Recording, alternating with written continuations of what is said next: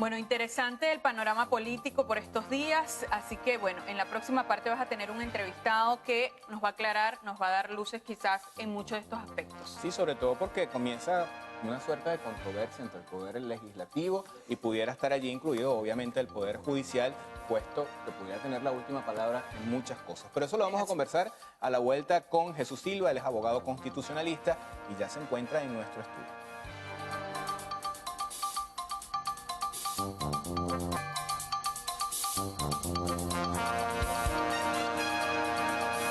Bueno amigos, como les anunciamos en el corte anterior, ya está con nosotros Jesús Silva, él es abogado constitucionalista y vamos justamente a abordar ese tema porque pareciera ser la Sala Constitucional del Tribunal Supremo de Justicia la que pudiera tener la última palabra en este enfrentamiento, por decirlo así, entre la bancada de la oposición y la bancada del gobierno en la Asamblea Nacional. El día de ayer ya hubo un primer acto, la bancada mayoritaria de la Asamblea Nacional juramentó a 3 diputados que estaban objetados por dirigentes del PSUV y sobre quienes pesaba una medida cautelar o sobre quienes pesa una medida cautelar. ¿Esto es legal? ¿No es legal? ¿Qué puede pasar?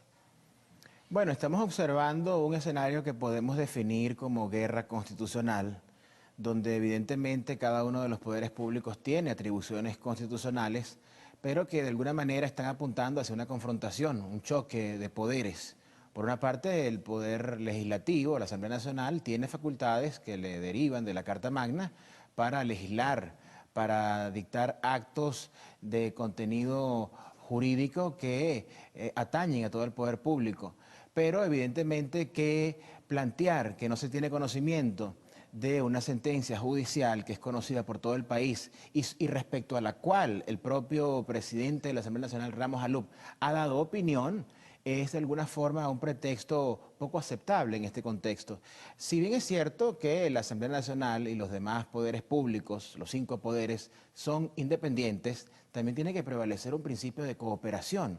De modo que si se conoce una sentencia judicial que recae sobre el acto administrativo de la proclamación del CNE, previa a la juramentación de estos diputados, debería haber un principio de cooperación, en este contexto, del legislativo, para no intentar por la fuerza, a través de la rebeldía, la contumacia, el desacato, desconocer lo que es un mandato judicial y esperar que haya una sentencia sobre el fondo de la causa. Claro, esto tú lo dices por el hecho de que señala el Poder Legislativo que no ha recibido hasta ahora el oficio del Tribunal Supremo de Justicia informando con relación a esa sentencia. Pero está otro punto, el hecho de que se dice que los diputados, una vez que son proclamados por el CNE, gozan de inmunidad parlamentaria, por lo cual tendría que seguirse otro camino a la hora de ser llevados a un juicio o de ser puestos en tela de juicio su legitimidad, ¿no?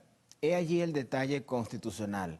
Una vez que es elegido, un diputado gozaría de esta inmunidad, pero está en discusión y hay un recurso de amparo interpuesto, debidamente admitido, porque cumplió las formalidades de rigor, sobre ese acto de votación donde pudieran existir algunas irregularidades. Y recordemos que este recurso de amparo que establece una medida cautelar de suspensión de efectos sobre ese acto administrativo, y todos los actos administrativos están bajo control judicial, recae no solamente sobre diputados de oposición, sino también sobre diputados del chavismo u oficialismo, porque se trata de un circuito electoral donde hay vencedores o presuntos vencedores de ambos lados. En este sentido, consideramos desde el punto de vista fundamentalmente jurídico, más que político, que lo recomendable, lo prudente sería comparecer ante el TCJ para que se dirima, se resuelva el fondo de la causa y tiene que haber en el marco del artículo 49 de la Carta Magna del debido proceso una audiencia oral y pública donde ambas partes expongan sus alegatos, sus pruebas y se resuelva si hubo o no hubo este fraude, esta irregularidad,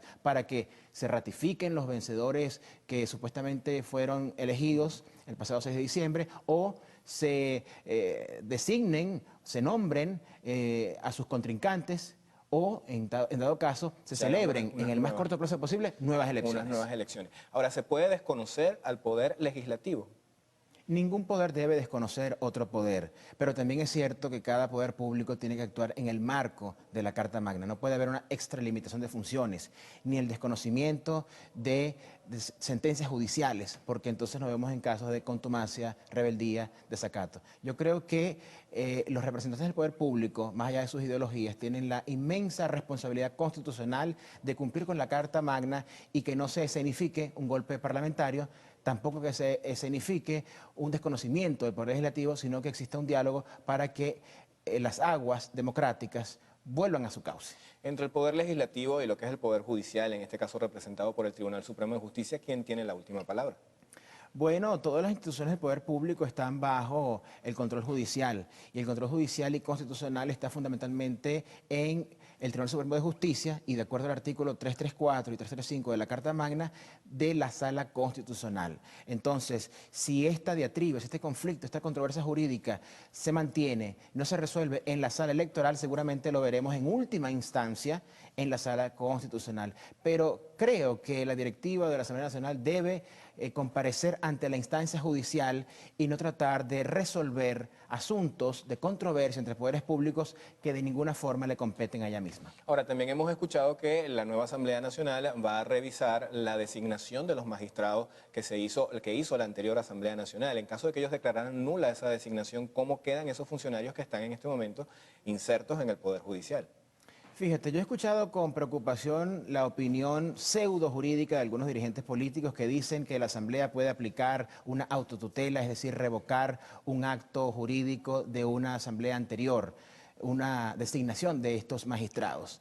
El procedimiento para sacar de sus cargos a los magistrados está en la Constitución y se llama destitución. No hay un procedimiento alternativo para lograr ese mismo efecto. Y para esa destitución se requiere, además de 2/3 partes de los votos, una calificación jurídica previa de falta que emana del poder ciudadano. Si esto no se hace, cualquier otra vía para intentar remover de sus cargos a los magistrados es inconstitucional y es nula de toda nulidad. Pero entonces, por lo que usted me dice, entiendo que el Poder Legislativo estaría supeditado a las decisiones que tome el Poder Judicial. Al procedimiento constitucional, es decir, requiere una calificación de falta previa del poder ciudadano. Y si esto no se cumple, no se están cumpliendo las garantías de la Carta Magna. Por eso hay que llamar entonces a los actores políticos y a la Asamblea Nacional a una reflexión constitucional. Bueno, panorama un tanto controvertido el que se presenta para los próximos días. Muchísimas gracias a Jesús Silva, Gracias, abogado Telene. constitucionalista, que nos ha acompañado la mañana de hoy.